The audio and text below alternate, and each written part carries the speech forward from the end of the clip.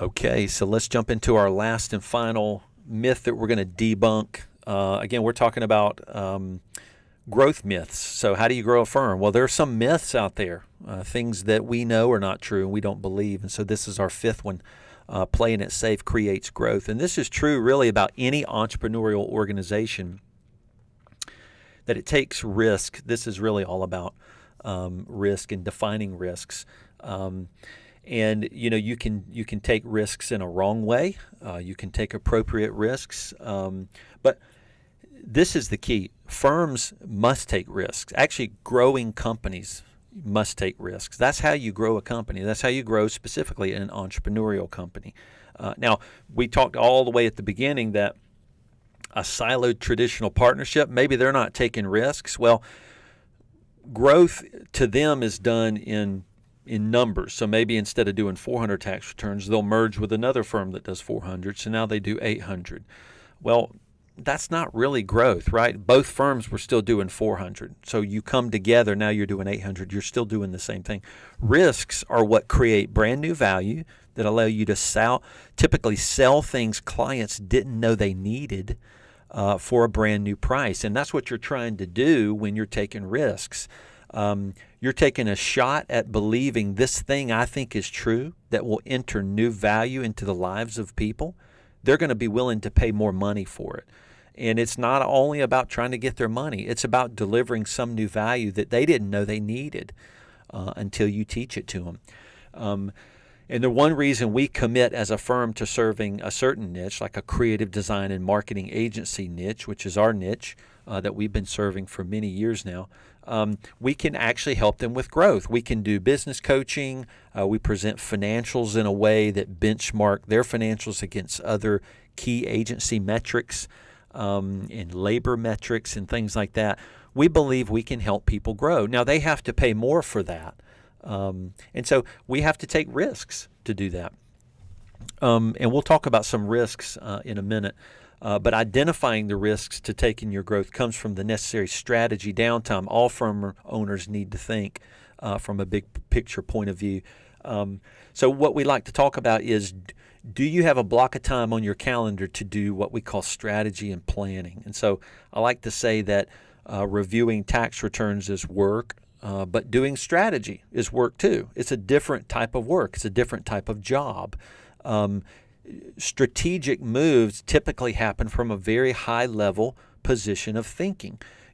If you're down in the weeds reviewing tax returns, which is the traditional nature of siloed partnerships, a lot of times the leaders, the founders of the firm, are doing tax returns and reviewing tax returns. Well, that kind of brain thinking is not where strategic thinking happens. So you need strategy downtime. And by downtime, I don't mean chilling out on a beach. I mean, my partner and I, we set aside hours a week, and we like to say you need at least a minimum of 4 hours a week committed to strategy and planning.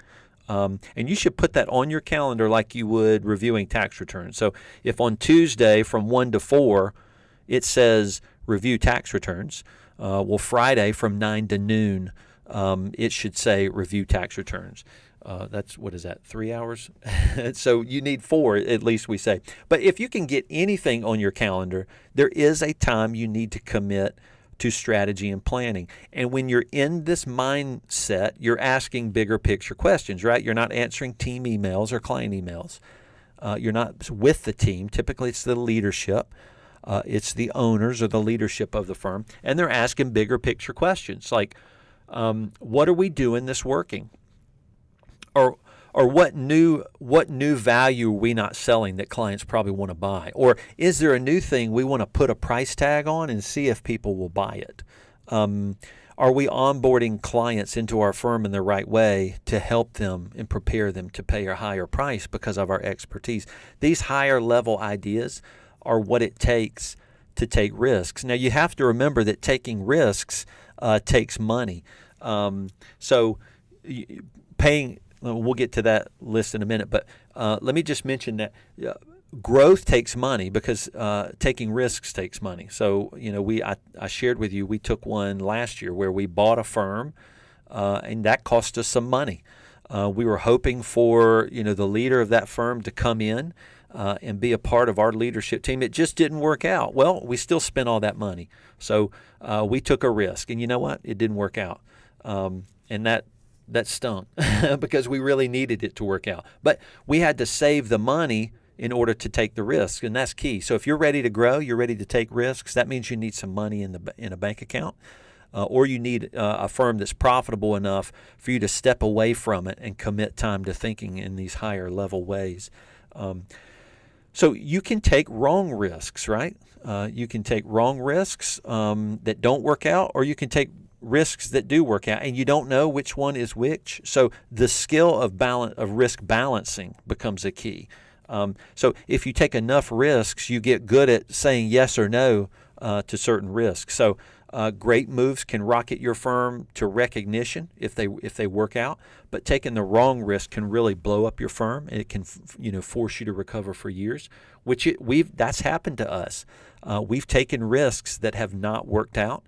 That we wish that we really needed, to work out. So let me talk about, a quick story on some risks we've taken. So as you're moving into a niche, which is what we did, so a lot of times a generalist type firm starts to see, we have about 5 to 7 different types of these clients that are grouped into this one area.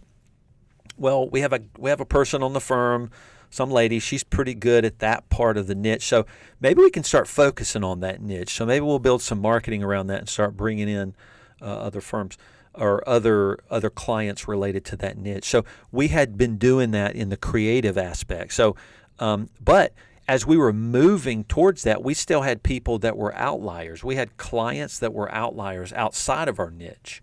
And we were interested in going deeper into our niche. So there was a time early on in building the firm where I made a wrong move, and I fired a whole bunch of clients that were not within the target niche we wanted to serve, which is marketing and design agencies.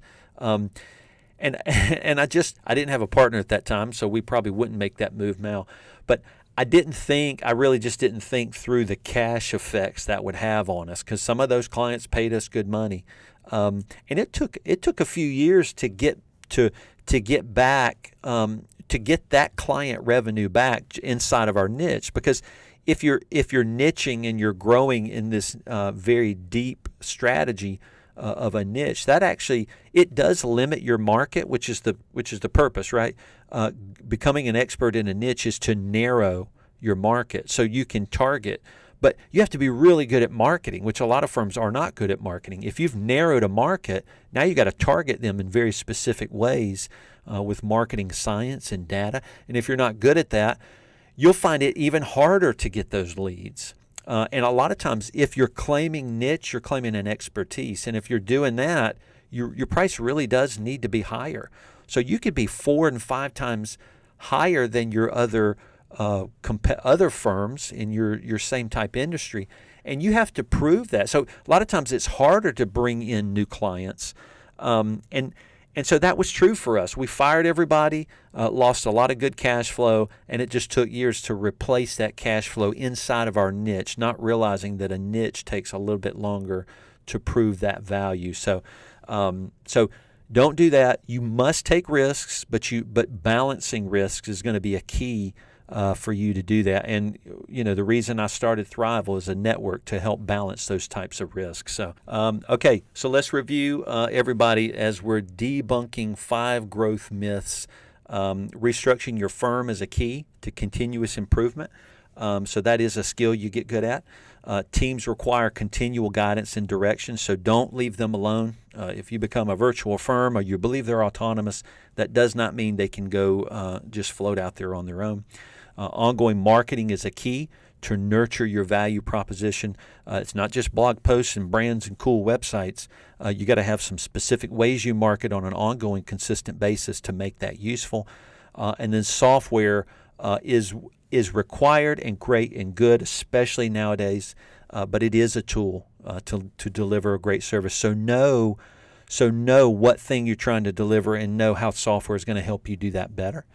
And balancing risk is a great skill firm owners learn, and you learn that over time. Risk balancing is a key. that you have to learn, and it's important in today's market. So those are the things you must do if you want to grow. So appreciate you guys following me, and I've done some ebooks for Canopy on managing, some virtual firms, growing virtual firms. Those are a lot of fun. So make sure you get those if you don't have those already, and visit me at thrival.com and see what our community is all about. So thanks, Jeff, for having me. Wonderful. Thank you. And there's some extra links of ways that you can get a hold of Jason, check out the Canopy community, other courses, including ones offered by Jason. Appreciate you taking the time today. We look forward to seeing you on a future webinar, and hope you have a great day. Thanks.